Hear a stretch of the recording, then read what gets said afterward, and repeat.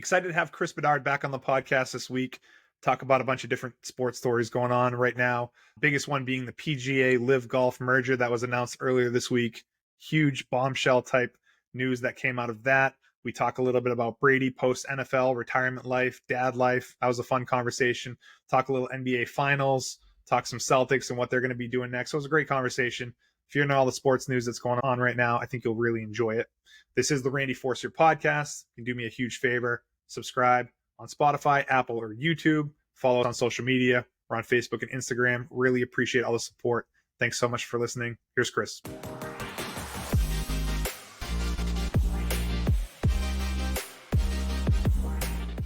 What's up, buddy? How you doing? Good, man. How are you today? Doing good, man. We got a big sports week this week, so I want to have you back on to chat about all these things. Most importantly is probably the news that we got earlier this week that the PGA and the LIV Golf Tours were merging. What were your thoughts when you first heard that? I guess we still need to see more information, right? Like, how is this all going to play out? You got a bunch of guys that went to LIV. They got a bunch of money up front. Totally. Now they're going back to the guys that held out, didn't get their money. Like, what does this look like moving forward? I mean, what are you thinking? Yeah, I mean, it sounds like it's the merger of the PGA Tour, the DP World Tour, which I guess is PGA Tour in Europe, and then LIV Golf League being managed under one company that the PGA Tour is mostly in charge of. They're going to be in charge of the decision-making part of things is what I've heard. But this just means that the Saudi investment fund has like a seat at that table and they will have some influence, which might be what they've always wanted from the beginning. But it sounds like they're all under one umbrella. But from what I know or what I've read is that the LIV Tour at least continues on through 2023. Yep. And the way some people are talking, maybe beyond. So it's almost like I don't know if it changes anything up front, but maybe just opens some doors for things to get maybe back to just the PGA Tour in the future. Does it add more money to purses? Dude, I don't know. The whole thing is very strange because if you look at a lot of stuff that was it Jay Monahan? Is he this commissioner of the PGA Tour? Like the stuff that he said over the past year and a half, like I never would have saw this coming at least as quickly as it did end up happening. So I wonder what that thing was behind the scenes. If it's a money issue with the PGA, I don't know if it's Brooks winning the PGA championship and they're like, oh shit, a LIV guy can win a major and that's a bad look for the PGA. We got to, there's just a lot of moving parts. Ton of moving parts. The PGA is like a deep dive for me. It's like, you have these independent, 4 major championships. You have the Ryder Cup, in which they're in charge of. In the Ryder Cup, Randy, they don't even pay these guys. Yeah. So it's like the PGA has just been kind of riding the coattails of all these talented golfers. And it's like, are they a little bit like the mafia where they're just kind of collecting all this money? And it's like, how is this being dispersed? You know what I mean? So it's like PGA's got an interesting area for me right now. I need to see more to figure this out, I think. Isn't PGA just like any other sports league though? Like NFL is in control of all these guys, or NBA or Major League Baseball. Like they really are, up until recently for the PGA, the only show in town. So it's like they almost had to play by their rules. And I guess this is what happens when you enter competition into the market and they start picking people away. But the controversial part about LIV is the whole Saudi involvement in the whole thing. And it became so, I think, kind of political. Yeah. And people had all these moral reasons for not liking the LIV Tour. But I was kind of interested in what they were doing.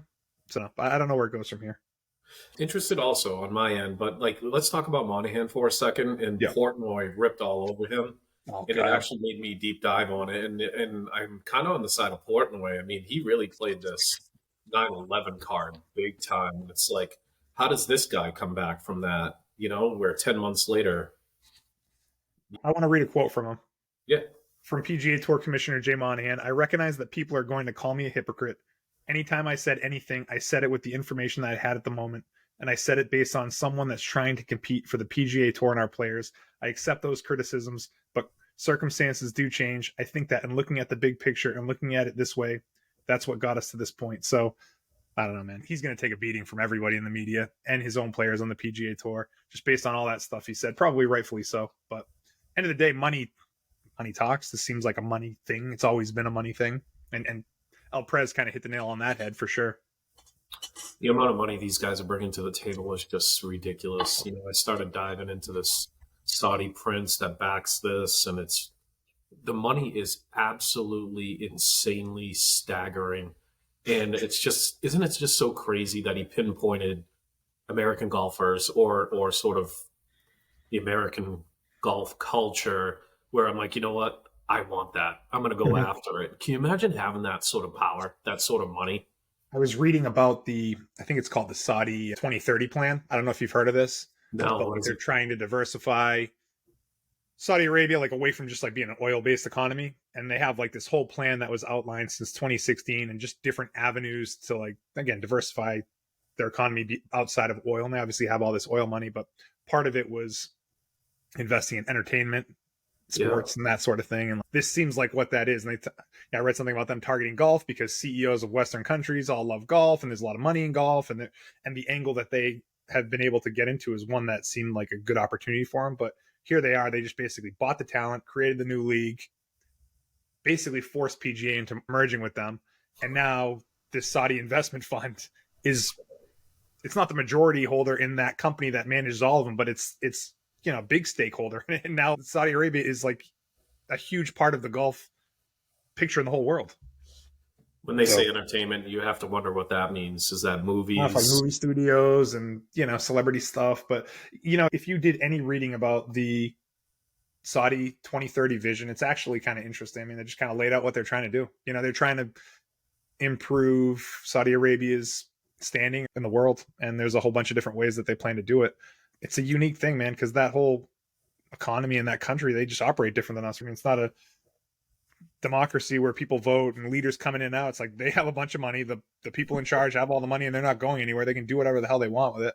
So it's just a totally different system than what we find ourselves in. It's so insane the way that this went down. Do you remember? I think you were a big wrestling guy, right? Back in the day. I know exactly what you're saying. It's a great comparable.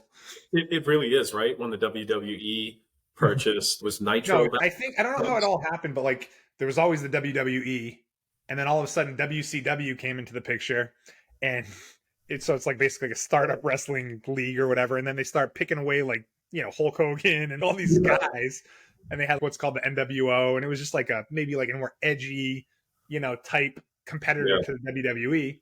And once they picked off enough guys, like WWE ended up just buying them, and they got what they probably wanted. A bunch of people made money, and it all kind of folded back into the WWE. But that competition created that opportunity. Yeah. And that's kind of what happened here. Do you remember that Monday Night Raw? Vince gets on the television. It was almost like he was like just giggling, and he was so excited by this purchase. And all I could think about was this Saudi prince being Vince McMahon. Just like, all right, I'm going to go get that right there. No big deal. It's a great comparable. I was thinking of like XFL, USFL. I don't know that they're trying to be like direct competitors, but they just don't have the monetary backing that LIV had. They can't sign Tom Brady after he retires for $100 million a year contract. But if they were able to and start getting some of these guys, then maybe that would work. But there's just way more barriers there. I read a little bit about the ABA back in the day and how that was started, and they were able to pick off some talent. I think Julius Erving was in the ABA for a while, among other good guys, but their whole goal was to eventually become acquired and merge with the NBA, which ultimately happened. So this isn't really that different. So the history on the ABA stuff was pretty neat. George Gervin, Artis Gilmore, Julius Erving, all of those guys. It's too bad that wasn't properly run, because some of those teams they had some pretty decent talent, actually. ABA is like this little crown jewel that could have been but never was. I almost wonder if there's enough bandwidth for both, though. Like if there's enough bandwidth for a PGA and a LIV, an NBA and an ABA, if there's bandwidth for any two professional leagues, it seems like it always makes sense to have just one with the best players all in that one league to create the best competition. I don't think there's been two parallel sports league that have been successfully run, at least that I can remember. So watching some of the LIV with how they paired it and how it looked on the television and stuff, there's I guess the perception that it's not going anywhere, the LIV tour. So it's like, how do you merge this moving forward? Like, how do you cross pollinate this? So many questions right now, and And a lot of them lead back to money for me, because aren't a lot of these guys just going to be like, Jesus, man, I passed on all this money. And here we are. Like, you know what I mean? Tiger's, Yeah. what was it reported? 800 million for Tiger? It's like, Tiger turned down 800. I think Hideki turned down 200 million. John Rahm 300 million. You know, people are busting Rory's balls pretty hard right now. Like, he never got an offer and he's kind of a dick or whatever. But if you're one of those guys that stayed, a Scheffler, a Morikawa, you know, that's a lot of money to turn down just to have those guys all get brought back into the fold after they got their paydays. Because, I mean, I think Phil was a $100 million guy. Brooks, big money guy. Cam Smith, a big money guy. You know, so what? They just get to keep that money and then join back. So they have to find a way to compensate the guys that, you know, that stayed true and loyal to the PGA. But what is that? They paying with Saudi money? Probably. yeah. Dude, what does that, seriously, what does that look like? I started concocting some salary cap thoughts in my head. It's like there's some of these guys, upper tier guys, like based off winning percentage, or I don't know how you do that, but some of these guys are going to want to get paid. Rightfully so. Yeah. Dude, Rory's saltiness. I mean, I have Rory still in a press conference the other day says, I still hate LIV. I hate them. I hope it goes away and expect that it does. So I don't know, man. Like, I expect that it does. Dude, they just bought you. No, it's the other way around, dude. Well, I don't know that they bought them as much as they merged, but like PGA is still the bigger entity of the two. Like, okay. Like, I think LIV is brought into the fold, but I don't know that it's like LIV that's in charge of everything. It's PGA. Like, Jay Monahan is ultimately in charge of all of it. It's just a matter of how they get him back into the fold. And like, you know, the guys that left to go to LIV are not allowed in the PGA Tour. They're banned, and it's like now they're talking about creating ways for them to reapply and get back in. But yeah, the money stuff gets weird. Yeah, there's still a lot to learn, I guess, on it. So those guys didn't know though. Like the Yeah. PG, like I don't think anyone knew this was happening. And I think it was Colin Morikawa that, you know, what did he say? It was something about like, I hate finding out news like this on a Monday morning through Twitter. Like they had no clue that this was happening. And then all of a sudden, boom, it hits. And then, you know, kind of must be a kind of a blindsiding type moment. I think this is a good thing for golf. You have a lot of up and coming guys. You have some guys that are hanging around in their 40s and 50s that are getting in better shape. You know, the Phils. I'm hoping Tiger can actually get himself together. It's like there's a lot to look forward to when it comes to golf. I mean, just talent wise. So it's like if they can figure out how to make this work and make golf better, I'm all for it. Absolutely. Golf's a ton of fun. There's nothing like a good competitive golf tournament on a Sunday afternoon when you have the best people in the world in it, not some like random people. It's nice to see random people come out of nowhere, but when you have Scheffler in there and Spieth and Rory and Tiger and all those guys in it within the stroke of a handful of guys, that's fun, man. You know? Yeah. It's funny. Tiger got me into golf, and I used to watch golf religiously, but it was just it became boring watching him destroy everyone, you know, for that, you know, mid 90s into the early 2000s period. And it's cool to see all the talent, I guess, ultimately. It does seem pretty deep. Did you watch, what's it called on Netflix? I forget the PGA show, Behind the Scenes. That was so fun. It's so fun. I watched it all. I mean, the ability to not be a head case or push aside being a head case while competing. Definitely a lot of people are head cases. You know, there's definitely choking moments. And who is that guy that had that lead going into, I forget, he fell apart, like totally shanked his 18th drive and like ended up, you know, he had a stroke lead or a 2-stroke lead and ended up losing. I think it was Justin Thomas who ended up winning that tournament. Might have been the PGA championship. But yeah, man, I mean, I know what it's like to be sitting over a ball with 1,000 thoughts in your head. And then next thing you know, it's out to the side.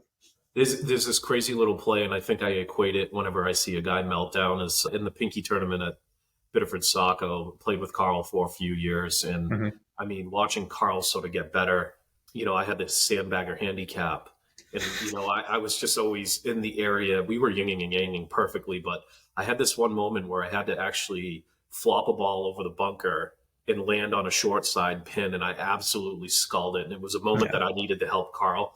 And it's 3 years later, if I stand over a shot like that, there is just everything in the world going through my head. I'm like, after I hit the ball and I don't hit it as well as I should, and I feel like I'm more capable, I sit back and I'm like, Jesus, when am I going to let this go mentally? Yeah, I mean, it happens to the pros too. Golf's very challenging that way mentally. Yep. So, they were filming. I guess they were filming the guys for that season 2 of the Netflix show when they found out, the PGA guys. Oh, really? Yeah, there was a producer for the show that came out and said we got all that on tape. So it should be really interesting to see the drama that. Wow. So we're going to see some raw dog action, some guys just coming out and saying what they're thinking. Yeah. That'll be interesting. Yeah. So, I mean, as far as sports stories that I remember like totally blindsiding me and surprising me, I can't really think of an equivalent to that. Like when I saw that come through on Twitter and I was like, holy shit. Like I could not believe that would seem like such an unlikely thing for me. I don't know that I've been quite as surprised by anything. I don't think I'll even be able to think of anything while we're even talking. No, it's something that popped in my head right away. I was seeing Brady, sort of the divorce from New England, but we've watched guys leave New England time after time, so I guess we weren't that surprised. But we were kind of prepped for that a little bit. It was always surprising when it actually happened. Yeah. And plus, we were in early COVID days back then, so I think we were all kind of a mess. I obviously will never forget that, but it's just like huge news to see this combination. I don't want to sabotage our golf talk with Tom Brady, but what are your thoughts on Tom on Instagram as Tom the dad? I know it, man. Yeah, it's great, isn't it? He's putting out that dad vibe. All right, so we're moving on from golf. That was fired up about PGA LIV. Yeah. Anxious to see what happens. Can't wait for Tiger to be back. Definitely big news. We'll continue to monitor. Maybe we come back on and chat about it some other time. But as far as miscellaneous sports stuff goes, Tom Brady, it's been fun to see the stuff on Instagram. And I especially like those Disney World posts. Did you see those? I saw those, and what did his kids say? They told me the Tower of Terror was going to be mad chill or something like that. Yeah. Can you just see Brady just like stumbling upon all of these like young kids like terminology? I think you said one in a text the other day. What do your kids say? Yeah, they say slay all the time. They say slay, and it doesn't even make any sense to me. Like, it makes zero sense. And I guess that's just part of like being a dad and having kids and the way the world moves and people move on to different things. But it is kind of funny to listen to kid talk. Haley, hey, real quick, the amount of times Haley says literally in 10 minutes is just I want to like throw something at her. And maybe gets like the context of using literally right, maybe 1 out of those 10 times, and the rest of the time they're just saying it. Literally, yes. Yeah. So that Brady stuff, I found it interesting to even see that they were at Disney World, just because what a wild thing to just be at Disney World. And then you see Tom Brady walking by with his kids, and you have these chauffeurs around him, I'm sure. And like, he's on Tower of Terror by himself, and his kids, and everything he goes, it's like, people probably getting pushed aside to make way, but it's kind of cool. I thought it was cool. And I saw this picture. I think they were looking at like dinosaur bones or something. Mm-hmm. And I think I recall being in the same room, and I could not imagine walking into that room with my kids and then being, wait, is that, you know what I mean? Totally. How does that, I guess, what does that look like for him? Is it normal for him to walk around? He must handle it all right, but. Yeah, I would think that like guys like him don't put themselves in those situations that often. It's probably a little bit uncomfortable. It's probably like shutting down restaurants or private rooms for events, and, but theme parks or big events like that, like there's only so much you can do. It's not like you're going to shut Disney down for a day so you can take your kids to all the different rides. You just kind of have to be somewhat around all those crowds and just know that you have some level of security kind of getting you in and out of things and navigating. But those guys have such a weird existence, man. I can't even imagine what it's like to be those guys. Never mind his level. So there's a third tier to the social media Tom Brady thought that I have, Ram. Mm-hmm. So for the longest time, you had the cartoons after the games. You had some of the hype videos. You had videos with Gronk, all of that stuff that appeases us. Now, us parents and fathers are seeing him being a father. You know what the third tier is? What's that? Who's going to be the lady friend moving forward? That is going to be big news, man, when it comes out. I don't know why I think about it, but I'm like, ever since they divorced, I'm like, all right, let's see what TB12's capable of here. I'm sure he's working on some stuff. Giselle has like a billionaire boyfriend, someone that used to be friends with them, I guess. but Yeah. it's kind of low profile. Someone said Brady was dating Reese Witherspoon or something.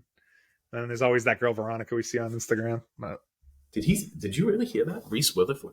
I did hear that. I don't know. I mean, I'm not like super tuned into that stuff, but I feel like I heard it on a podcast.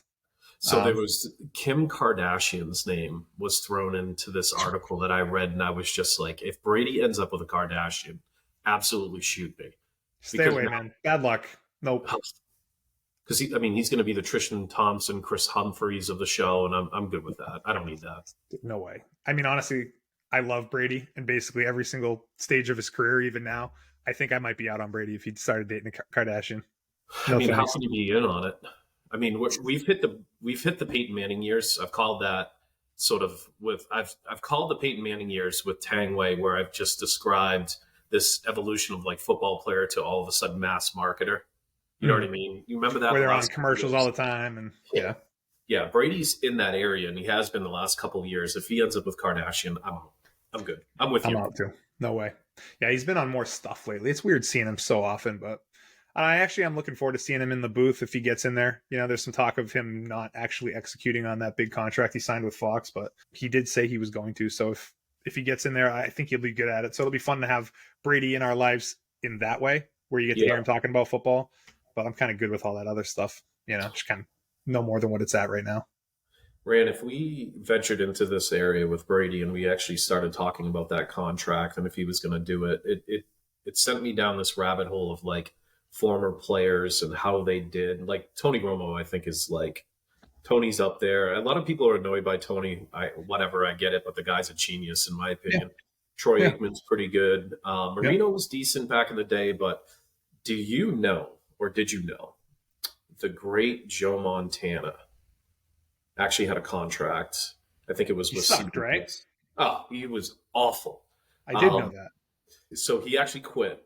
He called 6 regular season games, did 2 postseason games, and realized, oh my God, I'm terrible at this. I'm going to get killed for the rest of my life. I'm out.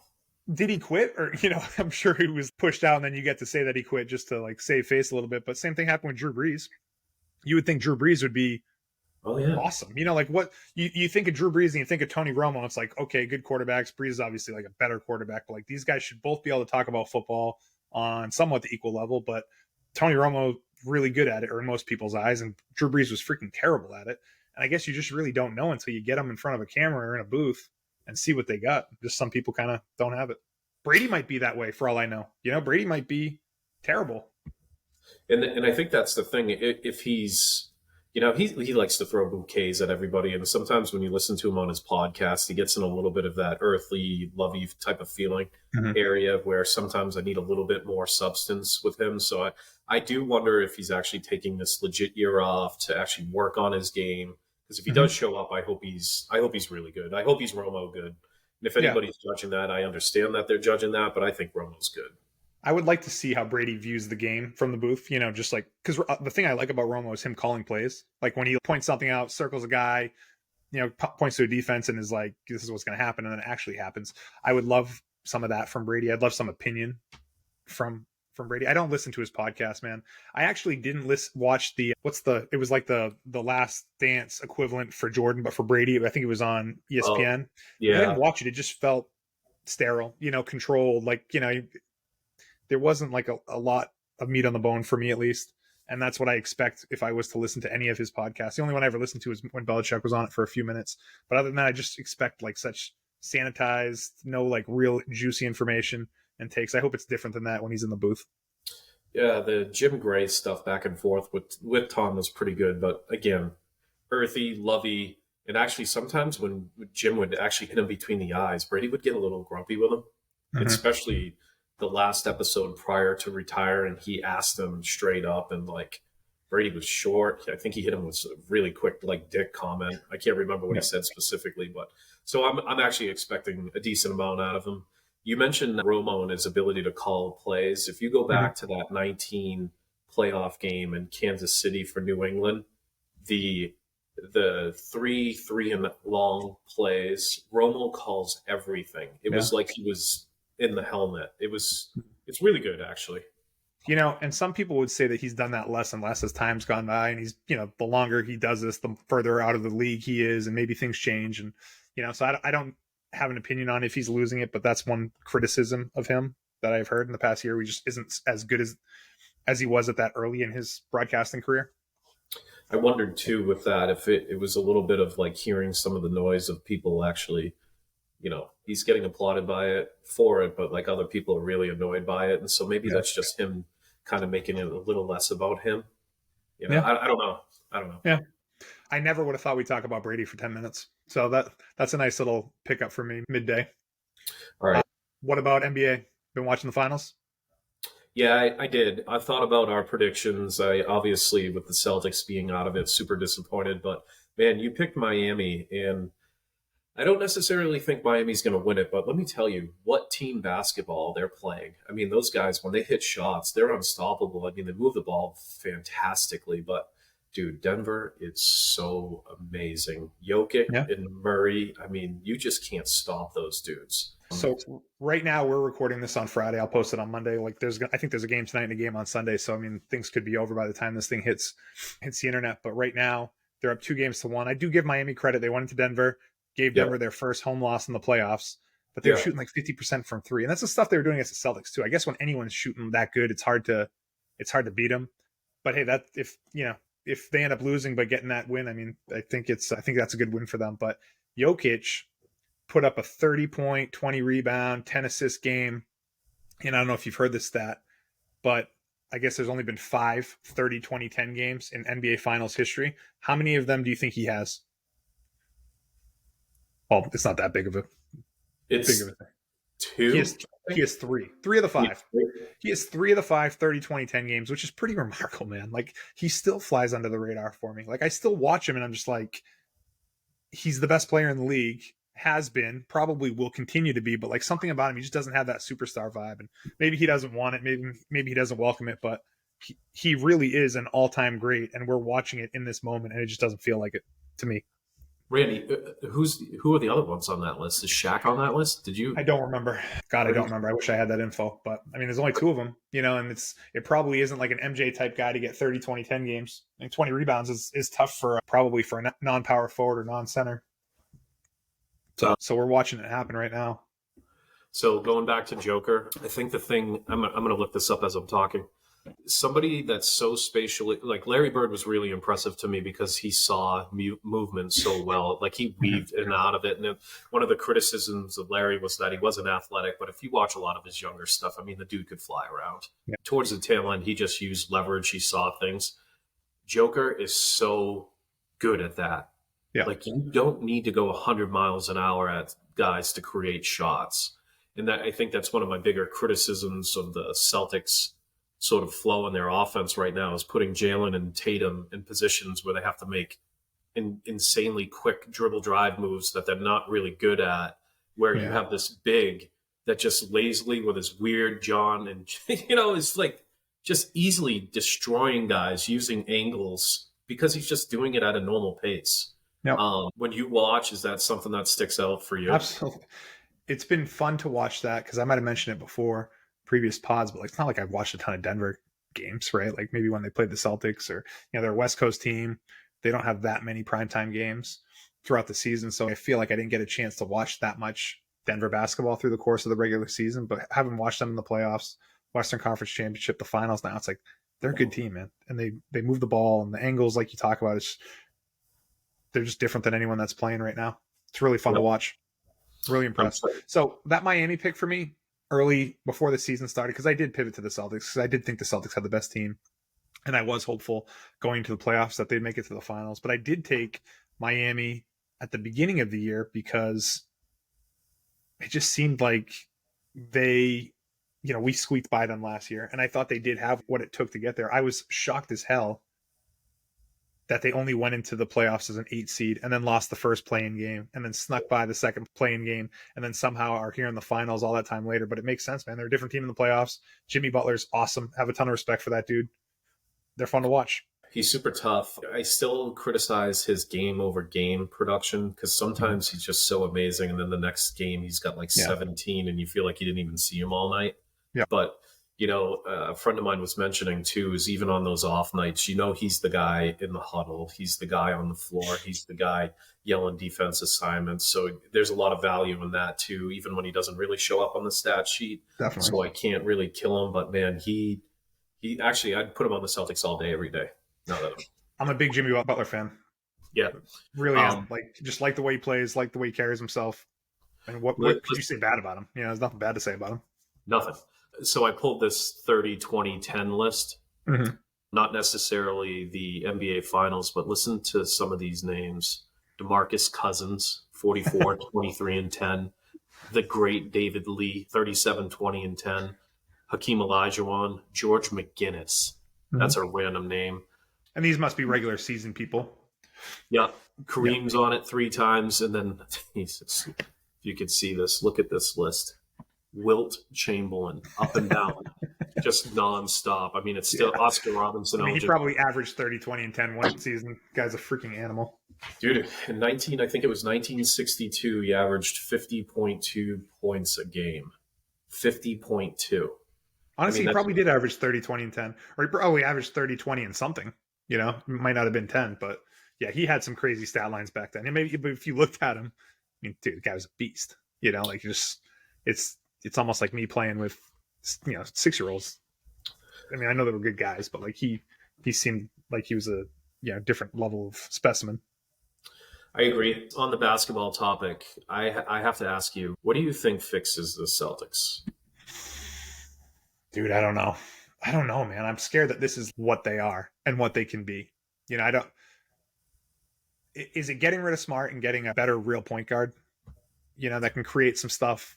I just feel like you do that and you're sacrificing the heart of the team and you're making Tatum and Brown and some of the other key players upset. So I like Tatum and Brown. I like those two guys together. I don't know how much gas in the tank Horford has. I like Williams when he plays hard. I mean, he's a good defensive center. Yeah. So my first thought is a better true point guard, but. So that's been my major thought. I've always seen sort of Jalen as this James Worthy on the wing type of guy with Magic feeding him where he needs to be fed. I don't know why. I think James Worthy when I think Jaylen Brown. Jason Tatum, to me, if you could get that kid to play half of the game or even 3/4 of the game below the foul line, I don't think there's anybody stopping him. There are phases throughout certain games where he will put his back to the basket and he'll just put guys in a blender and nobody can stop him. So if you're not going to be able to figure out the Marcus Smart point guard scenario, the basketball geek in me is run the triangle offense. Mm-hmm. You run the triangle offense because you're putting Tatum and Brown in positions where they do not need to exhaust themselves from top of the key with dribble drive moves, which I don't think they're very good at anyways. So, hey, point guard is a really good point there because that's where I start. And if you're not going to fix that, change the offense. Stop doing 4 out, 1 in. I don't know. I don't know if Mazzulla's capable of that, and he's been getting crushed over the past few weeks. And Brad Stevens said they're keeping him, but yeah, I just don't know. They need to add some probably more experienced coaches to the bench to help out with that. And maybe it was a learning year for him, but I don't know. I don't know if they have what it takes. You can't just get rid of Marcus Smart. You can't just float his name in trade rumors and then expect the team to play well if they don't trade him. It's actually not a fun position. You think they're going to sign Jalen? I think they're going to try to. Yeah, I think they should. I think they should too. I do really like him. I mean, he dribbles terribly in the playoffs and is a huge liability for turnovers. But I do like those two guys together. I mean, they're good. You don't when you trade a guy like him, you just don't get the pieces in return. The team that trades the better player typically loses, I think, in big trades. They always do. Although that Utah Rudy Gobert with Minnesota is just so disgusting. Well, it's because he's not that good. He won Defensive Player of the Year, and he's an all-star, but he's probably a little bit overrated. But you trade James Harden, you're not going to win that trade. You trade Kevin Durant, you're not going to win that trade. There's a million other examples. And if you trade Jaylen Brown, you're not going to win that trade. Yeah, you'll get some protected picks and you'll get some guys, but chances of getting someone that's going to truly replace him as one person, it's just probably not happening. So if if they re-sign him, I hope there's a slight discount coming from his end, because once you start pushing against that hard cap, you have those 2 supermax deals, and then you're throwing in a Horford contract, and Brogdon's owed $21 million a season for the next couple of years. It's like now you're using exemptions to get guys on the back half of the bench, that are like end of the career type of guys. So it's like if he could sign for a little less, so we could keep guys like Grant Williams or Pritchard as they come through our program. I guess I wonder if you're not going to sign, or it doesn't look like let's say he doesn't want to be in Boston. Like, look, I've had it with the Northeast. I don't like the weather. I want to be somewhere where it's nice. I want to go down to Miami. I want to go to Houston. I want to go to California, something like that. So you have to move him. If that's the case, you have to move him. Something sneaky that I've sort of thought of is like an Atlanta Hawks type of deal with Trae Young coming back in a big. I've looked at their big Collins. Boston would probably have to mix in something, but I think if you send Jalen somewhere, I think point guard and a big is the solution. Like LaMelo with Charlotte. You throw in LaMelo would be fun. I don't know how I feel about Trae. I think LaMelo and Trae are both known for their not great defense. So that is tough for me, because I do believe that teams with good defense, are championship teams, and it's pretty rare to be a purely offensive team and win it. I don't know, man. I'm anxious to see what happens with it. I hope he sticks around. I love the way he plays. I think he's a great leader. Love when he plays angry. He's a playmaker, man. But we'll see. Let's ask this quick question, or predict this answer, because you're going to drop this on Monday. So Denver's up 2-1. There's going to be 2 games over the weekend. Are there 2 games over the weekend? Is it tonight? I think it's Friday, Sunday. I really do. Denver, are they the NBA champions on Monday when you drop this? Because they're playing in Miami tonight. I would say yes. I bet you they win in 5. I do think they're a lot better than Miami, man. Yeah, I really do. I'm leaning that way, and the only reason why it would not happen, in my opinion, is if you get like a Duncan Robinson game where all of a sudden the dude's hitting 7 threes late, something dumb like that. Which is very possible for those guys. So it's not out of the question. I mean, these are good teams, but I think it's going to come down tonight. If Denver wins tonight and goes back to Denver up 3-1, I think it's going to be hard for Miami to win that last game in Denver. So. And speaking of Duncan, I retweeted something the other day. He was talking about Cooper Flag. He was. Yeah, Duncan was. And no kidding. Yeah, and he mentioned, I don't know if he said he was dirty or, he's going to be an issue, or he's going to be a problem. I don't know if you've been following Cooper, man, and some of his stats. I mean, I just know that he's like a legitimate prospect. Where's he going to college? He's down in Florida now. But in like a prep school. I don't know if he's committed to college. So anyone listening that doesn't know who Cooper Flag is, he's a Maine kid that he won All-American Player of the Year. Yeah, Jesus, I keep cutting you off. Sorry. No worries. I think he won Player of the Year, and for high school across the country, and that's like guys like LeBron, MJ, and like Kevin Durant. Like these guys are like Hall of Fame type NBA guys that have won this award. White kid from Maine wins it, goes down to Florida, is in like some type of prep or like special type school that can focus more on basketball. But I think he's going to probably go to college next year or the year after. He's pretty young, but he's going to be a great prospect, dude. He did that as a freshman, what you referenced. And he just finished his sophomore year. Okay, so he's got 2 more years of high school before he's going to probably go to Duke for a year and then end up in the NBA. Yeah, so if like the people that are listening to this, if you're an Instagram person and you like sports and you haven't seen Cooper Flag yet, he's on Instagram. You're going to watch the kid, and it's just, I think he's 6'5" already. He's got a high release. He can dribble. I mean, he blocks shots. He rebounds, turns around, flies down the court, sees the floor well. I mean, you got the alien that just, San Antonio's lucky to get this year, but is it possible that a kid from Maine goes in the top 5 of an NBA draft 3 years from now? Very possible, and could be like top 3. And a guy that we follow for 20 once he gets sent to the NBA, which is fun, man. He could end up being the best athlete in Maine history. I actually found out Duncan Robinson's from Maine, or he grew up in Maine, or he's born in Maine, or where in Maine was he from? Up north. I can't remember where, but he's a Mainer. He was born in Maine. Yeah, that's very cool. Man, Cooper Flag too is like, I wish, and I wasn't very keen on wearing masks indoors for a little while, but he played in Saco a few times, and there was a few times where I'm like, Chris, just go over there, but I just wasn't in that headspace yet to do it. Yeah. And I missed the kid playing as an eighth grader, and I really wish I would have watched him play, because I saw some of the highlights, and I mean, the kid was destroying people in these tournaments. Imagine that, like going to watch a kid in eighth grade play basketball. But if it's a Cooper Flag that could turn into, again, a really good NBA player and potentially is on a trajectory to be even better than just a good NBA player, it would have been cool to see. I did not even realize he played in Saco, but I'm not surprised. I mean, he probably played all over the place. He's from Nokomis High School. Isn't that a name? Nokomis. Which is, where is that? Weird. I have no clue where that is. So he has a brother that's a twin, I believe. That's actually decent also. Yep. So it's funny how some families are like that, man. They just have like siblings, the McCourty twins. I think we might have talked about this on a pod. It's just interesting to me when brothers are very good at sports, like pro level good. Devin just got a job, and I think he's going to be pretty good at it. I think on TV. NBC hired him, I think. Yeah, he's the man. We're close personal friends after our encounter in wine country, so I'm really happy for him. I was hoping you were going to mention when he snubbed you when you asked him to play cornhole. Yeah, we're good buds. Now he wanted to, man, but he has 3 young kids. I mean, okay, I know how it is, but he should have tucked them in, snuck back out to play some cornhole with the boys, but it wasn't to be. But could you imagine if you got him to play cornhole? Yeah, it would have been freaking best night of my life. It would have been awesome. You would have got all these inside stories. I would have been jealous as all hell. Absolutely. Which is, what we've never talked about, and I don't know if very many people know this, but we met Bob Kraft. Oh yeah, it was awesome. It was right after his incident, right? Was it?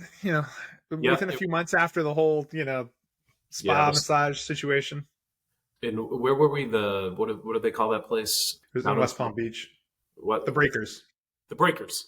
Yeah. So the Breakers have this sort of the room off of this landing place in front of the water where they have the informal NFL meetings. Mm-hmm. And the night before they had their informal meeting, we're in there for Norcom Mortgage. There's cornhole boards, there's food, there's beverages. And then the next night we're having this dinner just outside of it, and I'm walking by.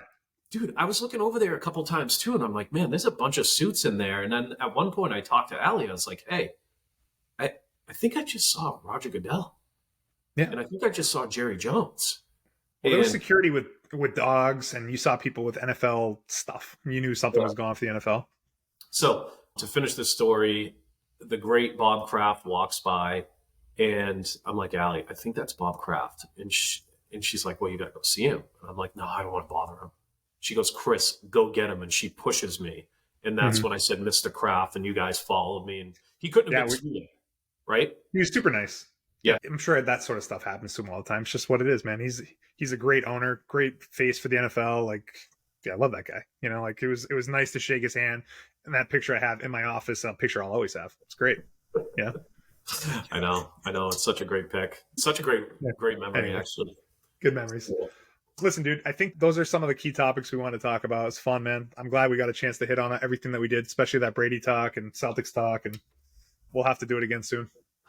Let's do it. I want to leave you with one stat that I read before we leave. I know you're a big baseball guy. I was hoping to ambush you. Huge baseball guy. Such a big baseball guy that I haven't watched a game in like 5 years, but hit me. So I was going to ask you some Red Sox stuff, but I won't do that to you. So I was looking up random baseball stats.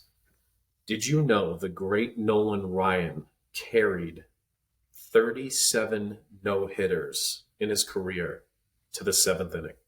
No kidding. And he ended up with what, 7 or 8 of them? 7. I don't know who's. Did you see a continuation of that list? Because I bet you he's probably like 30 ahead of anyone else. But that's a ridiculous stat. It's so stupid. So I wanted to drop that on you before we leave. Someday I'll get back into baseball. Maybe when I'm 60 and I'm just like into old man type stuff. After you're done running around for cheering, softball, Mayor Randy stuff. No Mayor Randy stuff. We'll see, actually. But yeah. Awesome, dude. Thanks for coming on the pod, man. Appreciate it. It's fun talking. All right, bud. Thanks for having me. Thanks for listening, guys. See you, pal.